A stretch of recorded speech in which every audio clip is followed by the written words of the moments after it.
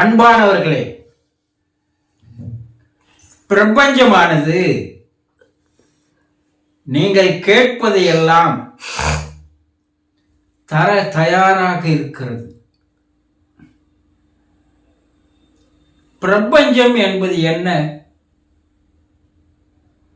மேல பார்க்கிற வானமா, ஆகாயமா, வெட்டவெளி, எங்கும் நிறைந்திருக்கின்ற பரிபூரண ஆனந்தமயமான ஒரு சக்தி.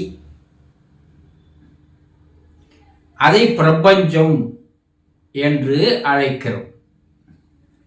அதுவே வேறு பேர்ல இறைவன், ஆண்டவன், கடவுள், தெய்வம், பரம்பொருள், பரமபிதா, பரமசிவன்,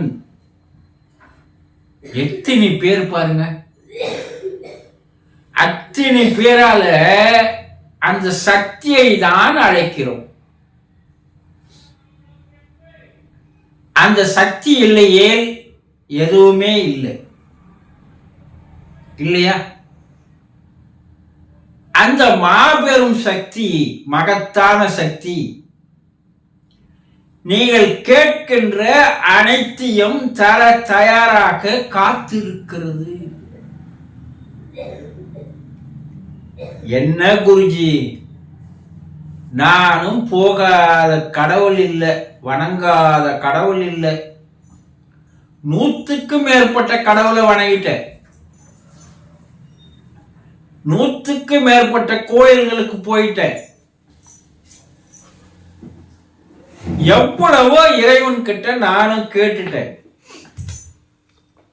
ஆனா எந்த கடவுளும் கண் திறந்து பார்க்கவே மாட்டேன்றான். எந்த இறைவனும் என் மீது இரக்கமே காட்ட மாட்டேன்றான். நீங்க என்னன்னா, நாங்க கேட்பதையெல்லாம் தருகிறான் என்று சொல்கிறீங்களே, இது நியாயமா? எப்படி?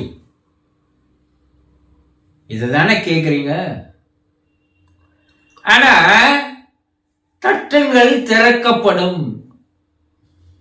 கேளுங்கள் தரப்படும். வேத வாக்கு இல்லையா? கேட்டதையெல்லாம் கொடுப்பவனே கிருஷ்ணா கிருஷ்ணா என்று பாடியிருக்கிறார்களே, பேசியிருக்கிறார்களே. தேவ வசனங்கள் எல்லாமே என்ன சொல்லுது? அவனிடம் கேட்பதற்கு ஒரு முறை இருக்கிறது. அந்த முறை வழி தெரியாமல் நீங்க கேட்டு வந்தீர்களேயானால், எந்த இறைவனும், கடவுளும், தெய்வமும், ஆண்டவனும் நீங்கள் கேட்பதை தர தயாராக இல்லை. என்ன? நீங்கள் செய்கின்ற பிரார்த்தனை, கேட்கின்ற வரம் அவனுக்கு போய் சேரணும் இல்லையா? அவன் காதுல போய் விழணும் இல்லையா? ஆனா நீங்கள் செய்கின்ற பிரார்த்தனையாக இருந்தாலும், ஜபமாக இருந்தாலும், எதுவாக இருந்தாலும் அது அவனிடம் போய் சேர்றதே இல்லை. நீங்க போடுறதெல்லாம் ராங் நம்பரா போடுறீங்க. அப்புறம் எப்படி கரெக்ட் நம்பருக்கு போய் லிங்க் ஆகும்? நீங்கள் எந்த நிலையில் இருந்து கொண்டு அவனிடம் கேட்டால் அவனுடைய காதுக்கு கேட்கும் என்பதை தெரிந்து கொள்ளாமல், தெரியாமல், அறியாமல், இந்த பிறவியில் எத்தனை பிறவிகள் எடுத்து வந்தாலும் உங்களுடைய பிரார்த்தனைகளும், நீங்கள் கேட்கின்ற வரங்களும், கேட்கும் எதுவும் உங்களுக்கு கிடைக்காது. அதை தெளிவாக தெரிந்து கொள்ளுங்கள். எந்த முறையில கேட்கணும்? அவனிடம் கேட்பதற்கு என்று ஒரு நேரம் இருக்குது, ஒரு காலம் இருக்குது. அந்த நேரத்தையும் காலத்தையும் சரியாக தெரிந்து கொள்ள வேண்டும். முதல்ல அந்த நேரத்துல உங்களுடைய மனநிலையானது, மன ஃப்ரீக்குவன்சியானது எந்த நிலையில் இருக்க வேண்டும், இதை யார் ஒருவர் இந்த இரண்டையும் சரியா தெரிஞ்சுக்கிறீங்களோ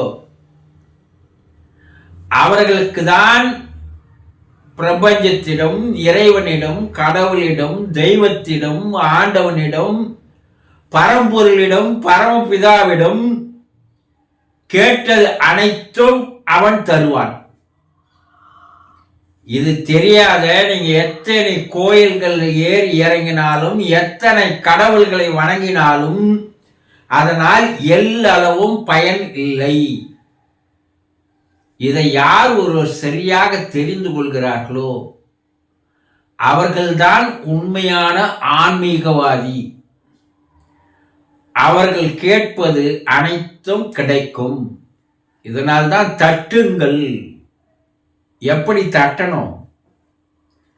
அப்படி சரியா தட்டனாதான் உள்ள இருக்கிறவனுக்கு கேட்கும். கேளுங்கள் தரப்படும். அப்ப நீங்க கேட்கின்ற அனைத்தையும் ஒன்று விடாமல் இறைவன் உங்களுக்கு தருவான் என்பதை முதல்ல நம்புங்க. அதுக்கு சரியான கால நேரம் என்ன, அதற்கு சரியான நம்முடைய மனநிலை என்ன, இதை இரண்டையும் சரியாக தெரிந்து கொண்டு அந்த நேரத்தில் அந்த மனநிலையில் கேட்பது நிச்சயமாக கிடைக்கும். சந்தோஷம்.